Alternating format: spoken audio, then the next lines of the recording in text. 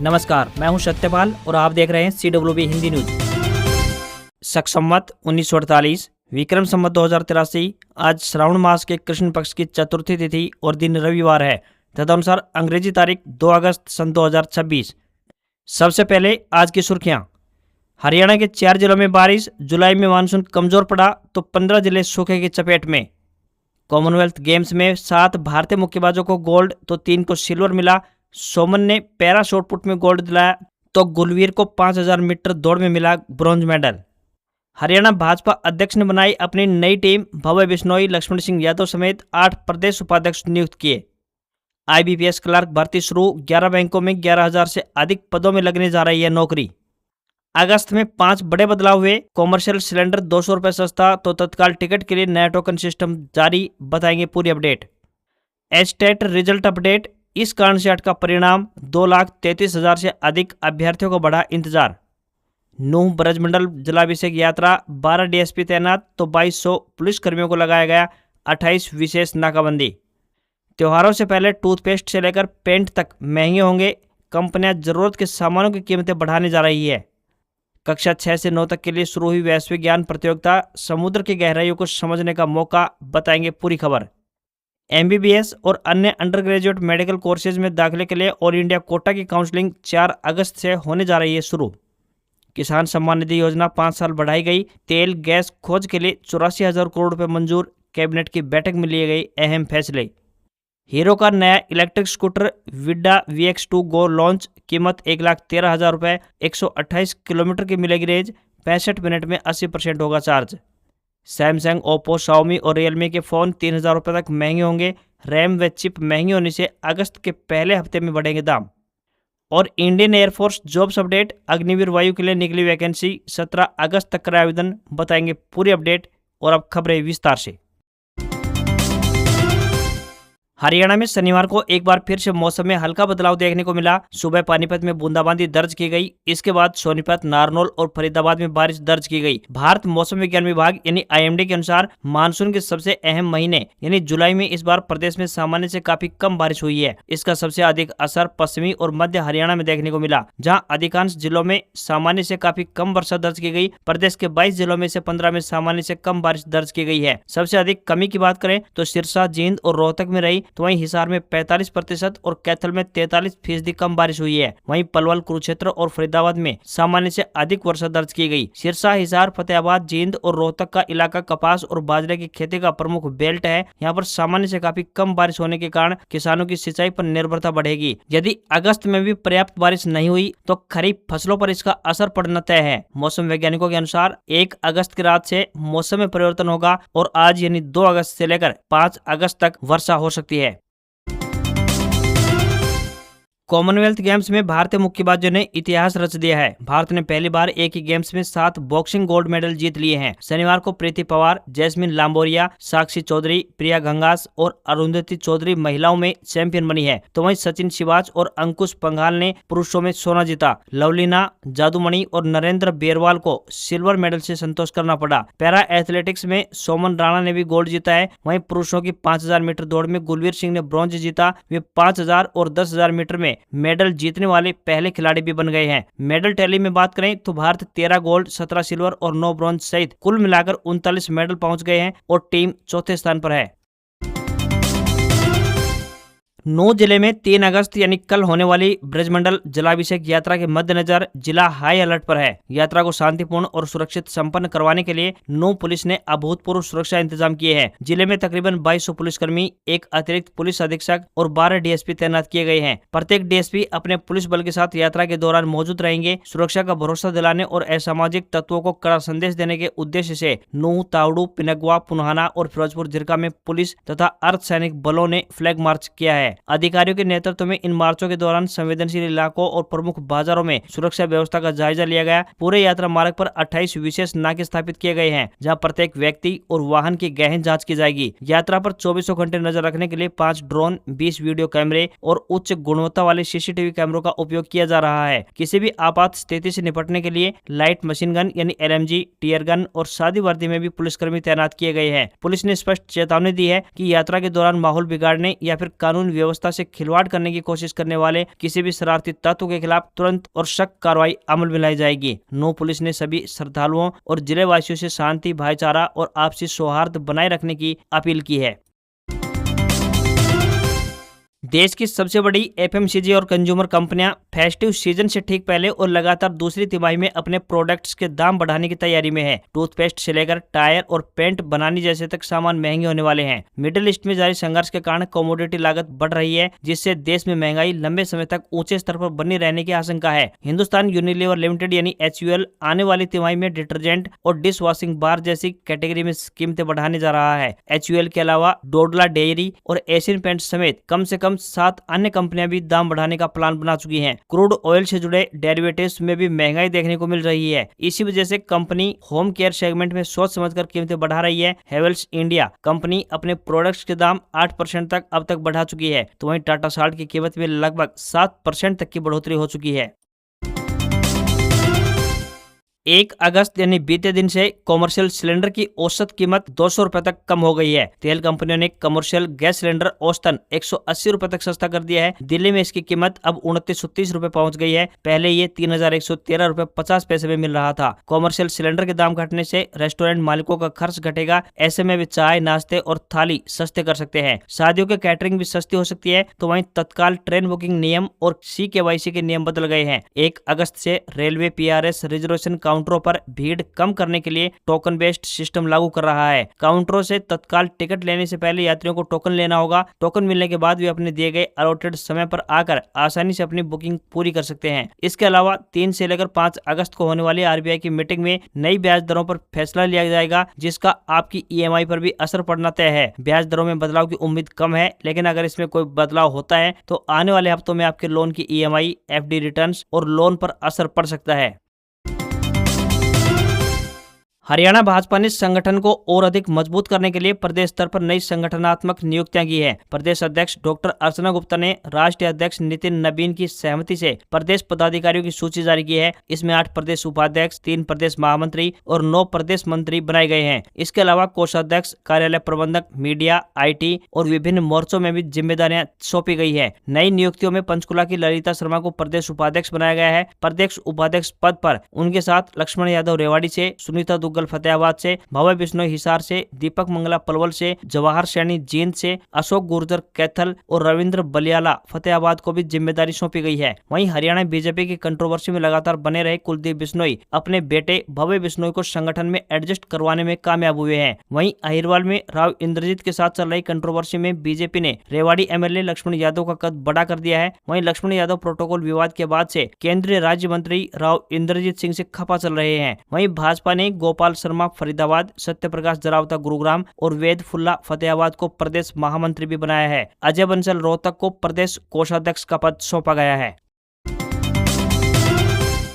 हरियाणा विद्यालय शिक्षा बोर्ड यानी BSES द्वारा आयोजित हरियाणा अध्यापक पात्रता परीक्षा एस्टेट 2026 का परीक्षा परिणाम तय समय पर जारी नहीं हो सकेगा। प्रश्न पत्रों में मिस प्रिंट, गलत विकल्प और अन्य तकनीकी त्रुटियों को लेकर अभ्यर्थियों द्वारा दर्ज करवाई गई 18,000 से अधिक आपत्तियों के निस्तारण की प्रक्रिया के चलते परिणाम में देरी हो रही है। अब विषय विशेषज्ञों की अंतिम रिपोर्ट के आधार पर ही परिणाम घोषित किया जाएगा, जिससे प्रदेश के लगभग 2,33,000 अभ्यर्थियों का इंतजार और अधिक बढ़ गया है। बोर्ड ने पहले जुलाई के अंतिम सप्ताह में परिणाम जारी करने का लक्ष्य कर रखा था, लेकिन प्रश्न पत्रों में सामने आई खामियों की वजह से ये प्रक्रिया अब लंबी होती दिखाई दे रही है। एस्टेट के तीनों स्तरों की परीक्षा के बाद अभ्यर्थियों ने त्रुटियों को लेकर 18,000 से अधिक आपत्तियां दर्ज करवाई थी। परिणाम में किसी भी प्रकार की त्रुटि न रहे, इसके लिए बोर्ड प्रशासन पूरी सावधानी के साथ ये काम आगे बढ़ा रहा है।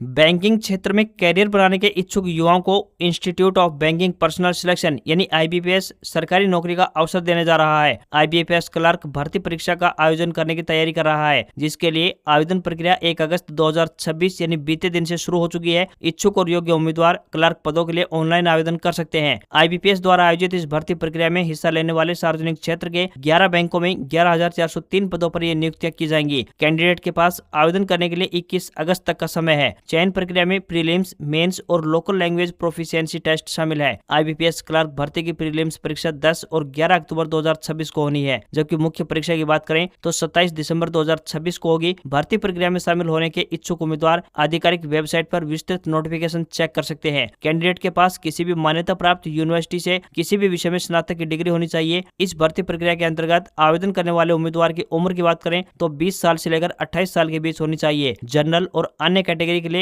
फीस 850 रुपए तय की गई है। वहीं SC, ST और फिजिकल हैंडीकैप के लिए ये फीस शुल्क 175 रुपए तय किया गया है।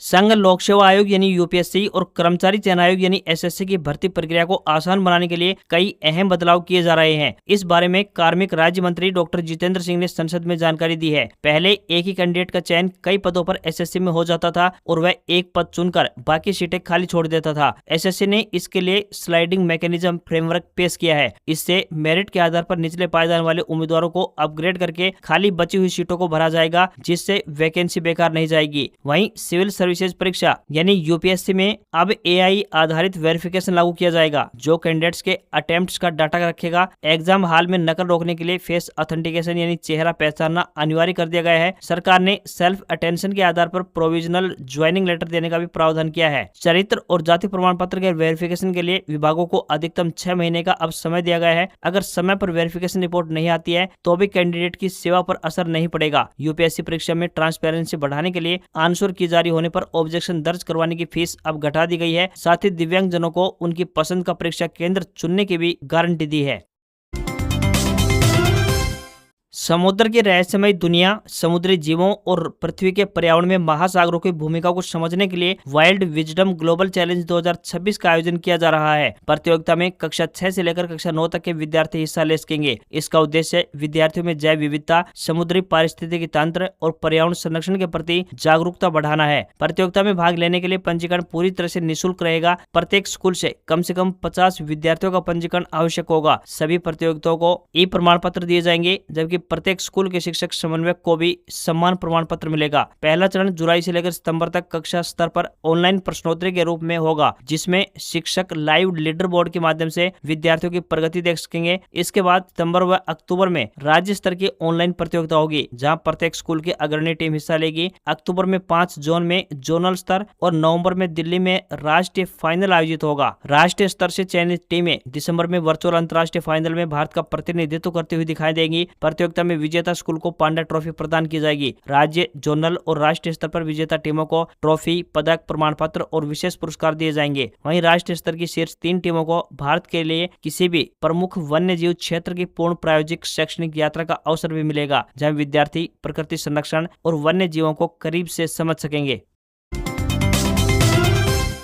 भारतीय वायुसेना द्वारा अग्निवीर वायु यानी गैर लड़ाकू ट्रेड के लिए अविवाहित पुरुष अभ्यर्थियों से ऑफलाइन आवेदन आमंत्रित किए गए हैं। इच्छुक एवं योग्य उम्मीदवार निर्धारित तिथि तक अपने आवेदन कर सकते हैं। भारतीय वायुसेना द्वारा अग्निवीर वायु भर्ती यानी 01/2027 के अंतर्गत mess waiter, cook, housekeeping staff, water carrier, धोबी, मोची, टेलर, बार्बर आदि गैर लड़ाकू ट्रेडों में भर्ती निकाली गई है। आवेदन ऑफलाइन माध्यम से स्वीकार किए जाएंगे। आवेदन करने की अंतिम तिथि 17 अगस्त तय की गई है। उम्मीदवार किसी भी मान्यता प्राप्त बोर्ड से 10वीं यानी मैट्रिक पास होना चाहिए। आवेदक केवल अविवाहित पुरुष भारतीय नागरिक होना चाहिए। आवेदन करने के लिए कोई शुल्क तय नहीं किया गया है। वहीं सैलरी की बात करें तो 30,000 रुपए पर मंथ मिलेगी। गुजरात में शुक्रवार को हुई भारी बारिश के कारण कई जिलों में बाढ़ जैसे हालात बन गए हैं। सूरत में सबसे अधिक 24 इंच बारिश दर्ज की गई, जबकि 12 अन्य क्षेत्रों में 10 इंच से लेकर अधिक बारिश रिकॉर्ड की गई है। केरल में भी लगातार हो रही भारी बारिश के कारण कई इलाकों में बाढ़ और लैंडस्लाइड जैसे हालात बन गए हैं। वहीं जम्मू श्रीनगर हाईवे भारी बारिश के चलते बंद है। इसके चलते जम्मू से अमरनाथ यात्रा स्थगित कर दी गई है। वहीं उत्तराखंड के रुद्रप्रयाग जिले में भी भारी बारिश हो रही है। स्थानीय प्रशासन ने एहतियात के तौर पर केदारनाथ यात्रा रोक दी है। इसके अलावा असम में बाढ़ प्रभावितों के लिए बिजनेसमैन गौतम अडानी ने 11 करोड़ रुपए की मदद सीएम फंड में भेजी है। महाराष्ट्र के पुणे में भीमाशंकर के ज्योतिर्लिंग में मानसून की बारिश के बीच लोग मंदिर में दर्शनों के लिए पहुंचे, तो वहीं हिमाचल प्रदेश के मंडी में ब्यास नदी में पानी बढ़ गया है। मानसून की बारिश और मौसम में बदलाव के बीच दिल्ली एनसीआर में H1N1 इन्फ्लुएंजा के मामले भी बढ़ गए हैं। एम्स दिल्ली के मेडिसिन विभाग में मेडिसिन के प्रोफेसर डॉक्टर संजीव सिन्हा ने बताया कि मानसून के दौरान तापमान कम हो जाता है। तापमान में बदलाव के कारण इन्फ्लुएंजा वायरस अधिक फैलता है। मरीजों को गले में खराश, नाक बहना, सूखी खांसी और सिरदर्द जैसी समस्याएं हो रही हैं। प्रधानमंत्री नरेंद्र मोदी की अध्यक्षता में शुक्रवार को केंद्रीय कैबिनेट की बैठक हुई। इसमें समुद्र मंथन, सूर्य सरोवर योजना, पीएम सम्मान निधि और खेलो इंडिया जैसी कई महत्वपूर्ण योजनाओं पर फैसले लिए गए। बैठक के बाद केंद्रीय मंत्री अश्विनी वैष्णव ने कैबिनेट ब्रीफिंग को संबोधित किया। उन्होंने कहा कि समुद्र मंथन नाम की एक बड़ी योजना को मंजूरी दी गई है। इसका मकसद देश में तेल और गैस उत्पादन के लिए खोज करना है और इसके लिए 84,084 करोड़ रुपए का बजट तय किया है। यह देश में तेल और गैस की बढ़ती मांग के लिए एक बड़ा गेम चेंजर साबित होगा। उन्होंने कहा केंद्रीय कैबिनेट ने प्रधानमंत्री किसान सम्मान निधि योजना को भी वित्त वर्ष 2026-27 से 2030-31 तक यानी अगले 5 वर्षों के लिए आगे बढ़ा दिया है। प्रधानमंत्री नरेंद्र मोदी की अध्यक्षता में दिल्ली के सेवा तीर्थ में केंद्रीय मंत्रियों की अहम बैठक हुई। बैठक में सरकार के कामकाज, मंत्रालयों के प्रदर्शन और आगे की योजनाओं पर भी चर्चा की गई। पीएम ने कहा कि विकसित भारत 2047 सिर्फ एक नारा नहीं बल्कि सरकार का लक्ष्य और वादा है।